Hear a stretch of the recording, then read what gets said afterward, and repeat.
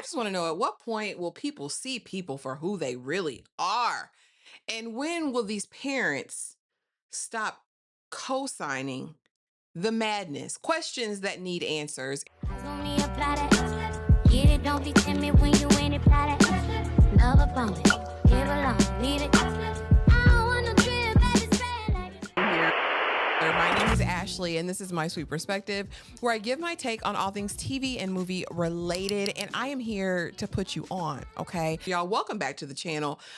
Back again. If you're new here, my name is Ashley. This is My Sweet Perspective, where I give my take on all the things TV and movie related. Y'all know I am here to put you on, and we are back to talk the brand new Netflix documentary, Crash.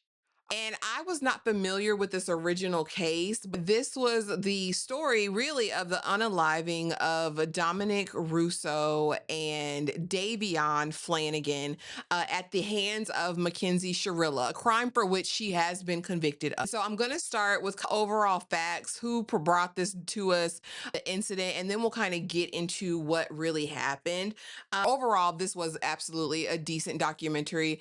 I think it was respectful to both sides. You know, a lot of times we want to see an unbiased retelling or, rehashing of what happened in a true crime documentary. I think they did fine with that. I was glad we got to see Davion and Dominic's family and all of those things, and kind of really get to see, even from the side of Mackenzie's friends and mother, for better or for worse. I think it was a fair demonstration and display of both sides. But let's get into the case and the facts and this documentary. So this was directed by Gareth Johnson, and it was released on Netflix on May 15th, 2026, produced by Angerard Scott, Rebecca North, and Johnny Taylor. So the actual incident took place on July 31st, 2022 at 5:30 a.m. in Strongsville, Ohio, a Cleveland suburb, at the Plidco building. Driver was Mackenzie Shirilla, age 17, and the victims were Dominic Russo, 20 years old, her boyfriend of several years, and Davion Flanagan, age 19, which was Dominic's best friend, and he was unalived instantly. What happened? Mackenzie's Toyota Camry slammed into a brick building at 100 miles per hour. She and Dom had recently moved in together after she graduated from Strongsville High School. Again, she's 17, he's 20. Her parents said it was fine. It was fine.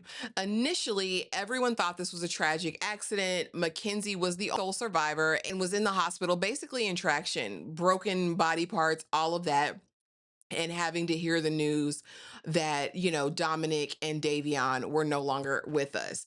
Found at the scene, they found the ganja, okay, and they found some shrooms in Mackenzie's belonging. The toxicology report came back and showed that there were no shrooms in Mackenzie's system, just ganja. And as we watch the documentary, we get to see that she was not new to this. She was true to the ganja smoke, okay? Big ganja in all sorts of vessels. This is what she did, okay? She and spent Dom's money. That's what it seems like she did. The forensic auto analysis, the little black box in the car, showed that there were no mechanical malfunctions. They show that the gas was fully pressed the entire time. Steering, brakes, accelerator, tires, everything was working. Surveillance footage a block away shows a very controlled turn, deliberate, and then an accelerate nearly half a mile at 100 miles per hour straight into the building. That event data recorder said accelerator was pressed 100% for full 5 seconds before impact. No brakes were applied. None whatsoever. The car hit directly on the passenger side where Dom was sitting. Mackenzie had visited the crash site 3 days prior. Prosecutors said this was premeditation, and I don't doubt it. 2 weeks before crash, Mackenzie threatened to crash the car with Dom in it. Text said, "I would watch your back from now on, and your house, and your car, and your life." Immediately, people don't want to believe this because Mackenzie no. But upon further investigation, the prosecutor finds out who Mackenzie really was: a bully at school. Several instances during her high school career where the parents had to come in, and basically she got and even more freedom after the little slap on the hand by her parents. And her parents said, listen, she's a good kid. We never had to really worry about her, but she was out here allegedly wreaking havoc on the students. Now, people have been in my comment section on TikTok and Instagram defending Mackenzie. And I say, if you have an issue, go talk to the people who reported on this in the documentary. All we can deal with is the information that is presented. And to me, this Mackenzie person back then just demonstrated bad behaviors that went unchecked by her parents. Present day, her parents are still trying to find a way to justify, vindicate her because they believe that she is innocent. And I don't see how you can. The evidence is so compelling. I don't know what the question there could possibly be. Even when we get to talk to Mackenzie present day, it's very much like, did I say the right thing? Like, is this what I need to say? Was that too much? Was that too little? Instead of really showing active remorse. That's all I was looking for. If you've watched any of my true crime documentaries before, especially when it deals with minors, you know that, I battle and struggle with that because that is their whole life. And the person that they were as kids may not be the person they are as adults. What I will say, she only seems to be the same person or worse that we saw before. Based on that interaction, based on the fact that you don't seem sorry about any of it. And the excuse is she had POTS, which is a condition that people can like faint, but basically that she passed out during this. And so she says she remembers nothing about the night, nothing about the drive.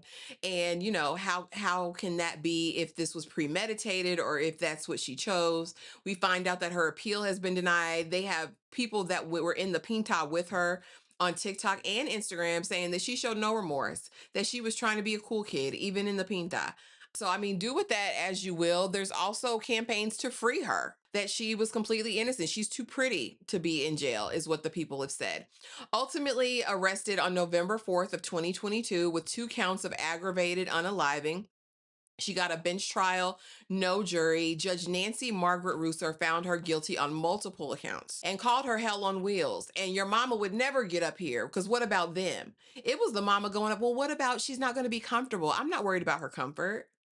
I'm not worried about her comfort in the Pinta. Do you realize that 2 lives were lost? We do get to hear from Davion's sister in this documentary and his father, who basically said they just wanted justice served. At whatever point that looked like for the justice system, that's what they wanted. Dominic's family was a little bit different because they were fully in support of Mackenzie initially because she would never hurt. The father and the sister were, but the mama said, I'm not talking to her at all. I know what happened. I know what she did to my son. And so now they've had to change that up a bit. As far as the defense, again, they claimed POTS, which is postural orthostatic tachycardia syndrome. It's where your heart rate goes, crazy. You lose balance. You're off kilter. Mackenzie says she has no memory of what happened. She thought that Dom was her soulmate, even though she was cussing him out every chance she gets. We have recorded things. We have posts. We have TikToks she made after his death, as dead people. Like there was just no tact. There was no remorse demonstrated. And some people will say, well, she's just a child. She was young. I still think that you would feel something. I do. I don't think you could turn that off so quick. I don't think you could play around with that even as a kid. But you guys let me know what you think and what you thought. I think overall there were very hard parts to watch. I think the body cam actually going up to the site of the police, of the wreckage and all of that was a lot to see.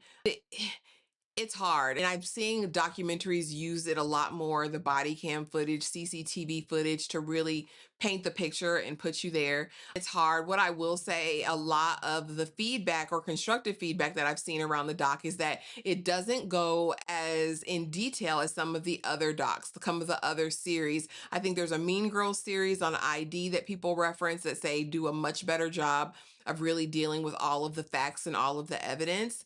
As far as Dom and Davion, I really wanted to see more of their lives in this. We saw a sprinkling, but it very heavily centered on the trial and on Mackenzie. And I would have liked to really have honored them more, I feel like, in the doc. But overall, as far as documentaries are concerned, out of 5 sweet peas, I give this 3.5. This is one of the true crime docs where the case is very heavy. And I mean, you can't help but have an opinion about it. So drop it in the comments and let me know what you think. Do you think she was innocent? Do you think that this was just by happenstance, or do you think this was intentional? Ultimately, two people lost their lives untimely that had their whole lives ahead of them. Davion was really just a casualty, like wrong place, wrong time. And it's so terrible. But I would love to know your thoughts. Please be sure to drop it down in the bottom, like, comment, subscribe, hype the video, do all of the things. But yeah, let me know what you think, and I will see y'all in the next video. Thanks for watching.